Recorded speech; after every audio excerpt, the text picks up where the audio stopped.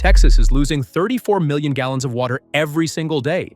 That is the measured, documented reality from a single lake north of San Antonio.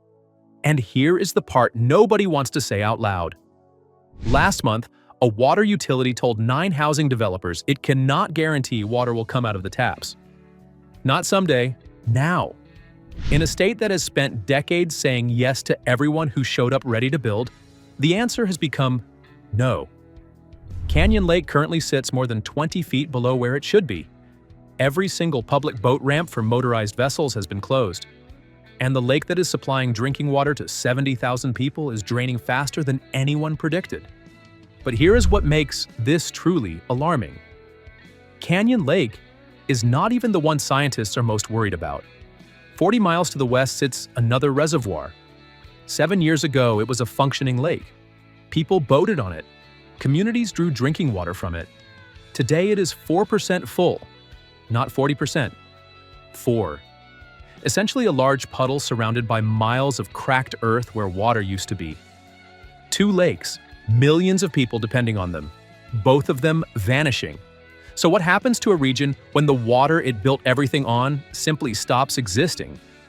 Hold this number in your mind: 34 million gallons every single day. That is how much water Canyon Lake loses before the sun goes down tonight. Not during a record heat wave. Not in some freakishly dry week. Every day since the start of 2026, this has been the measured average loss rate. 106 acre-feet of water evaporated, drained, and gone. And it happens again tomorrow, and again the day after.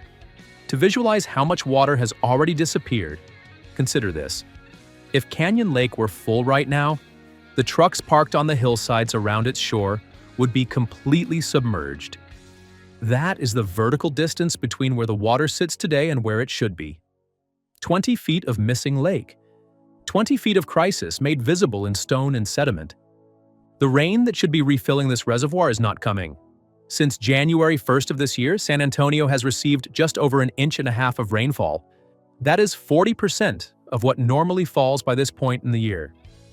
The city is already running a 60% rainfall deficit and spring has barely begun. Some monitoring stations in the region recorded even less. South San Antonio saw just over 1/2 inch. Siguan recorded 0.7 of an inch. Pleasanton recorded 0.6. These are not rounding differences. These are measurements from a region that has fundamentally stopped receiving the water it needs to survive. Since 2022, San Antonio's cumulative rainfall deficit has grown to nearly 45 inches. That is not a bad year. That is not even 2 bad years strung together. That is 4 consecutive years of compounding water debt, building and building with no meaningful recovery, no reset, no moment where the skies opened and gave the region a chance to catch its breath. And the trajectory does not improve from here. As Texas moves into spring and then into summer, as temperatures climb and evaporation accelerates, water managers are already warning that daily losses from Canyon Lake will increase. The lake losing 34 million gallons today will lose more in May, more in June, more through the brutal furnace of a Texas summer. The 60% capacity it sits at now will keep sliding downward. If the summer of 2026 looks anything like the summer before it, Canyon Lake could be approaching its all-time historic lows again before fall arrives. The numbers are not stabilizing. They are not leveling off. They are moving in one direction, down. Canyon Lake did not always look like this. For decades, people took it entirely for granted. The water was there. The boat ramps were open. The idea that this lake could simply run out was not something anyone spent serious time considering. The lake was created in the early 1960s, built about 40 miles north of San Antonio in the Limestone Hills and Cedar Breaks of the Texas Hill Country. It did not fill overnight. It took years of rainfall, accumulated runoff, and patient natural recharge to reach the levels it was designed to hold. The engineers who built it understood what it was for: drinking water for surrounding communities, flood control for a region carved by violent flash floods, recreation for the families and businesses that would grow up along its shoreline. 3 functions, all of them essential, all of them now in jeopardy. For most of its existence, Canyon Lake held up its end of the bargain. It never dropped below 50% capacity. Not during droughts, not during brutal summers, and not during any dry spell in the reservoir's entire recorded history. That baseline held for decades, until 2025, when it stopped holding. On May 26th of last year, Canyon Lake hit 45.1% capacity, the lowest level ever recorded since the dam was constructed. Lower than any previous drought, lower than any heat wave, lower than any moment in the lake's existence. A record nobody wanted to set. Then came the July 4th floods. Catastrophic, deadly, storms that tore through the hill country, destroyed property, and took lives. But they also poured water back into a desperately thirsty reservoir. Canyon Lake recovered to nearly 70%. For a moment, people exhaled. The crisis felt survivable. That moment lasted 4 months. By early 2026, the skies went dry again. The rain stopped. The sun stayed. And Canyon Lake began surrendering every gallon of that hard-won recovery, sliding back through the 60s, falling toward the same historic lows it had barely escaped. What makes this more than a story about a struggling recreation destination is what Canyon Lake actually represents to the people who depend on it for survival. San Marcos is a city of 70,000 people. It relies on Canyon Lake for up to 8.9 million gallons of drinking water every single day. When Canyon Lake drops, San Marcos feels it directly. Right now, the city is operating under Stage 3 water restrictions. Outdoor irrigation is limited to once every 2 weeks. City officials watch the lake levels every morning, knowing that what happens to that water determines what comes out of residents' faucets. The connection between the reservoir 40 miles away and the tap in your kitchen is not abstract. It is immediate. It is daily. And it is getting more precarious with every passing week. 40 miles west of Canyon Lake, there is another body of water that stopped pretending months ago. Medina Lake currently sits at 4.2% capacity, not 42%, 4.2. The reservoir is 86 feet below its intended level. Within living memory, Medina Lake was a functioning resource. People boated on it. Communities drew drinking water from it. Businesses were built around its shoreline. Today, it is essentially gone. Before understanding what happened to Medina Lake, it helps to understand what deadpool status actually means. The term gets used casually sometimes, thrown around as dramatic shorthand for a lake in trouble. It is not dramatic shorthand, it is a precise technical designation for a genuinely catastrophic condition. When a reservoir reaches deadpool status, the water level has dropped below the lowest outlet point in the dam. Water can no longer flow downstream on its own. The reservoir ceases to function as a water supply system. It becomes, for all practical purposes, a hole in the ground with some water sitting at the bottom. Medina Lake is functionally at that point. The water that remains cannot be easily distributed. The infrastructure designed to move it to communities downstream no longer works the way it was built to work. A reservoir that served thousands of people for generations has been reduced to a fraction of its purpose. And here is the connection that makes this about more than two lakes struggling independently. Canyon Lake and Medina Lake are not isolated systems. They are part of the same regional water equation. The same rainfall deficit that drained one is draining the other.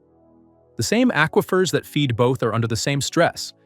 The same population growth that is increasing demand on Canyon Lake was already straining Medina Lake before it collapsed. What happened to Medina Lake is not a separate story.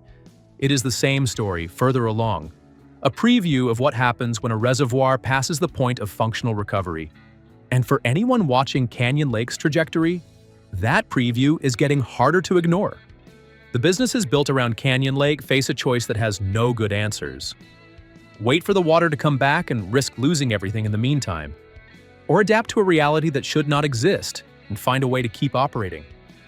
Most have chosen the second option, not because it is easy, because it is the only one available. Cranes Mill Marina did not have the luxury of waiting for conditions to improve. When Canyon Lake started dropping seriously, the marina could not simply close its doors and hope for rain. So it moved. The entire operation relocated 1,000 feet out into the lake, chasing the waterline as it retreated across what used to be the lake floor. Pack up the docks, move the slips, haul the equipment, follow the water. That is what staying open looks like when the lake your entire business depends on is pulling away from you in real time.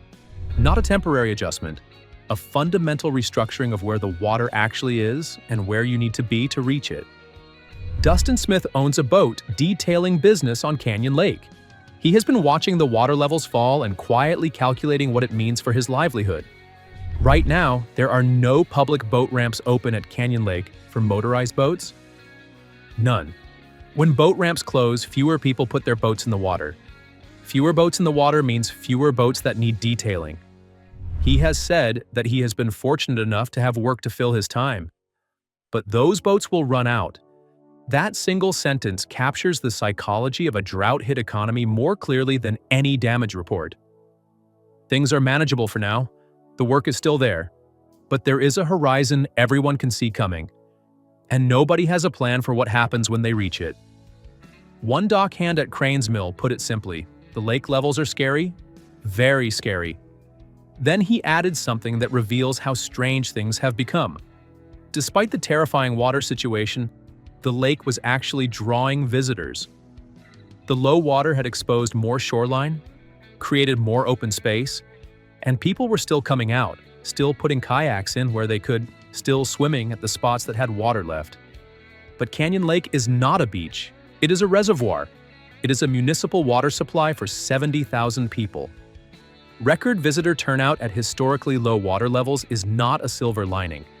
It is a measurement of how far the situation has already fallen, dressed up to look like good news. In the spring of 2025, photographs started circulating in local kayaking groups online. They showed people paddling through areas that 1 year earlier had been open water. Not shallow water, open water. By spring of last year, those same areas had been reduced to knee-deep channels cutting through exposed lake bed. Cracked soil, dried sediment. The ghost of a lake floor that was never supposed to see sunlight. The images spread because they communicated something that statistics alone cannot capture. The before and the after, water, then dirt, a visual record of what 34 million gallons lost every day actually looks like when it accumulates over months and years. The state of Texas is not unaware of what is happening. Governor Abbott has had drought disaster declarations covering more than 90 counties in continuous effect since July of 2022. He renews them every few weeks. The declarations are genuine. The acknowledgement is real. The paperwork that says Texas recognizes this crisis as a crisis is completely in order. And none of it has stopped Canyon Lake from losing 34 million gallons a day. The legislature passed water infrastructure investment bills last year worth billions of dollars. The Texas Water Development Board has programs designed to address exactly this kind of long-term stress. Planning documents exist. Committees have met. Studies have been commissioned. The machinery of government response has been running, producing the outputs that government response produces. Reports, allocations, frameworks, timelines. But here is what none of those documents can do. They cannot make it rain. Catherine Romans, executive director of the Hill Country Alliance, has framed the crisis in terms that go beyond any single drought or any single legislative session. The region is growing rapidly, she has noted, and the plan her organization developed after 18 months of input from thousands of Hill Country residents puts water above every other priority. Not roads, not schools, not tax rates. Water. Because without water, nothing else the Hill Country is trying to build or sustain is possible. Robert Mace, one of the foremost water scientists in Texas, has stated plainly that the combination of drought and rapid population growth is creating a water-stressed scenario the state has never faced at this scale. The math is not complicated. The water available does not equal the water committed. Growth added demand. Drought removed supply. The widening gap between those numbers is where the crisis lives. Texas Water Company's decision to block 9 new housing developments in Comal County was not a political statement. It was not a philosophical position on growth or the future of the Hill Country. It was arithmetic. The answer to new demand under current conditions is no. That is an extraordinary moment for a state that has spent decades saying yes to anyone who showed up with permits and plans and capital ready to build. The seasonal forecast offers nothing to hold on to. Water managers are not projecting meaningful relief before summer. The 34 million gallons being lost every day from Canyon Lake right now will become more as temperatures rise through April, May, and June. The trajectory does not bend upward. It does not flatten out. It continues in the direction it has been moving since 2022. The year the rain stopped keeping pace with the demands placed on a water system that was already stretched. No declaration reverses 4 years of rainfall deficit. No bill replaces what the sky has stopped delivering. Stand at the edge of Canyon Lake right now and look at what the water left behind. Cracked earth where the shoreline used to be. Boat ramps that end in dry ground, a waterline stain pressed into the rock sitting 20 feet above where the surface is today. That stain is not ancient history. That is where the water was not long ago. A record written in mineral deposits of everything that has been lost since. The lake is still there. It is still 60% full. There is still water in it, but it is losing 34 million gallons every single day. And it is heading into the most brutal evaporation season of the year with no meaningful rainfall in the forecast. The numbers do not stabilize from here. They get worse. 40 miles west, Medina Lake was fully functional 7 years ago. Today it holds 4% of its capacity. Not a warning of what could happen. A record of what already has. The governor signs the declarations. The legislature funds the programs. The marina moves 1,000 feet out into the lake to chase a retreating waterline. The utility turns away housing developers because the water to serve them does not exist. And Canyon Lake keeps losing 34 million gallons a day. The hill country built its entire future on the assumption that the water would always be there. But the water is leaving. And the question that no declaration, no appropriation, and no planning document has fully answered is the only one that matters now. What happens next when all the water's gone? What do you think? Is this a Texas problem? Or a preview of what is coming for every American city that has never had to think about where its water comes from? Feel free to drop your thoughts and let me know in the comments. If you are new here, please consider hitting subscribe and following along for more content. We cover the forces reshaping our world that do not make the evening news, but probably should.